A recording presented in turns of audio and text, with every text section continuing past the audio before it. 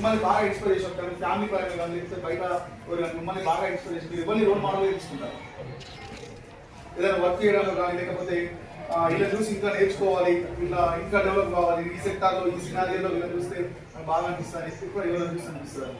నేను పనిచేసిన ప్రధాన ప్రజలతో వాళ్ళు చూస్తే చాలా ముఖ్యంగా ఏంటంటే నా ఫస్ట్ అపాయింట్మెంట్ తర్వాత వచ్చిన టెక్నాలజీ తర్వాత శివప్రసాద్ గారని లాస్ట్ ఇయర్ రిటైర్ అయ్యారు ఇక్కడ వాళ్ళ కలెక్టర్లు కొంచెం వారు ఇంకేంటంటే చాలా విషయాలు అంటే మనం సూపర్గా అనేక మందితో నేర్చుకుంటాం.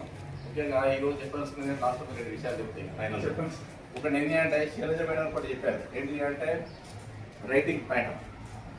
నేను ఈ రైటింగ్ ప్యాటర్న్ ఏంటి అంటే నేను ఆల్మోస్ట్ నేను స్కూల్లో పనిచేసినప్పుడు కూడా ప్రతిరోజు పిల్లలకు ప్రతిరోజు పిల్లలకు ప్యారాగ్రాఫ్ రాస్తున్నారు.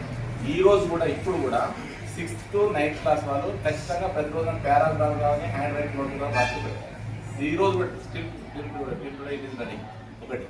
రెండోది ఏంటంటే రైటింగ్ ప్యాటర్న్ బాగా ఇంపార్టెన్స్ ఇస్తా. ఎట్లా అంటే 8th 9th వరకు కూడా సరిగ్గా అక్షరాలు రాని వాళ్ళు కూడా 10th వరకు కనీసం అక్షరాలు మంచిగా రాసినట్టు నేను చూస్తుంటాను, రెగ్యులర్గా కంపల్సరీ చూస్తాను. లేడీస్ ను హ్యాండిల్ చేయడం అనేది అంటే జెంట్స్ కి ఈ రోజు ఒక పెద్ద హ్యూజ్ టాస్క్ అయిపోయింది. ఎందుకంటే మేము చెప్పే విషయాల్ని వాళ్ళు ఎట్లా అర్థం చేసుకుంటారో కొంచెం అర్థం కావట్లేదు.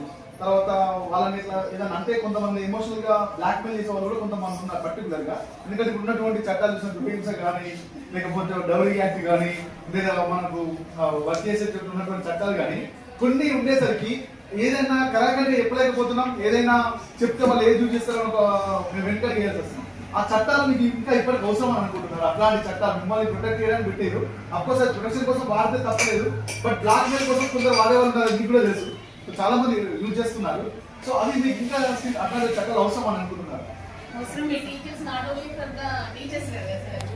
అంటే ఇంత అంటే 50% ఎబో దాటిపోయింది అంటే ఫీమేల్ పర్సెంటేజ్. సో దాటినప్పటికీ మన ఇంట్లోనే తీసుకుందాం. ఫర్ ఎగ్జాంపుల్ మన ఇంట్లోనే తీసుకుందాం. ఒక అబ్బాయి ఒక అమ్మాయి ఉంటే మన గుండెల మీద చేసుకొని చెప్తాం. అనార్గనైజింగ్ కి సంబంధించిన వర్క్స్ లో ముందు అమ్మాయికే చెప్తున్నారు పనులు. ఇప్పటికీ అబ్బాయికి చెప్పడం లేదు. ఏమంటే మనోధర్మ శాస్త్రం అంటారు, ఏదంటారు, అంత తక్కువ నాలెడ్జ్ లేదు. కానీ ముందు అమ్మాయికే చెప్తారు. అమ్మాయి చెప్పడం అంటే ఇంకా మార్పు అనేది ఈ సొసైటీలో అనేది ఇంకా పూర్తి స్థాయిలో రాలేదు. రెండు మీరు అన్నది నిజమే, వాస్తవం. ఒకటి ఏంటి అంటే చట్టాలు అవసరం అంటే అవసరమే చట్టాలు, కొంతవరకు అవసరమే చట్టాలు. కానీ చట్టాల్లో కూడా సమూలంగా మార్పులు అనేటివి రావాలి. ఎందుకు అంటే అది ఎంతవరకు నిజము, ఎంతవరకు అవాస్తవం. ఇప్పుడు ఒక్కోసారి బాధ అనిపిస్తుంది మీ తరఫున, మీరెవరో కాదండి, మాకు తమ్ముడో మాకు అన్ననో ఇంకా గైడ్ గా పెద్దవాళ్ళు అయితే ఇప్పుడు ఇట్లా బ్రదర్హుడ్ భావం కానీ ఇట్లా ఉంటది, వాస్తవమే.